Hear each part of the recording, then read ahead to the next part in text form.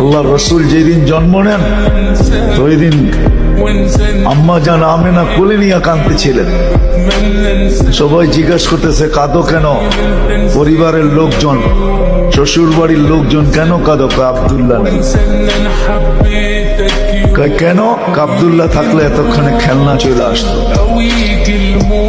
আল্লাহ যেন কানে কানে বলতেছিলেন আমেনা কাঁদিস না, আব্দুল্লাহ খেলনা আনবে। আর কোথেকে আনবে? মক্কার বাজার থেকে।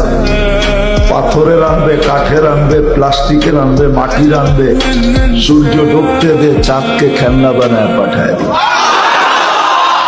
আর ঘটছেও তাই।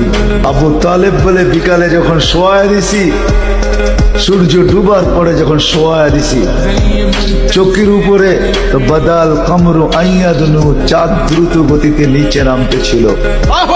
আর আমি তাকায় তাকায় দেখতেছিলাম। যখন একবারে নিকটে চলে আসছে তো চিৎকার দিয়া ফেলছি, ভাবতেছিলাম তোমার উপরে পড়া না যায়, কিন্তু তোমার মাথার কাছে এসে থেমে গেছে। তুমি হাত পাও নাড়াচাড়া করতেছিল আর চাঁদ উপরে ডান্স করতেছিল। তো বলছে চাচা জানেন চাঁদ কি বলতেছিল? তা তো জানি না।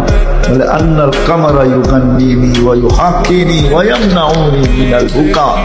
চাঁদ আমাকে ছন্দ শুনাইতেছিল, কান্না থেকে বিরত রাখতেছিল। আমি যেন না কাঁদি, কাঁদলে আম্মার কষ্ট হবে। আল্লাহ চাঁদকে আমার সাথে খেলার জন্য খেলনা বানায় পাঠায়।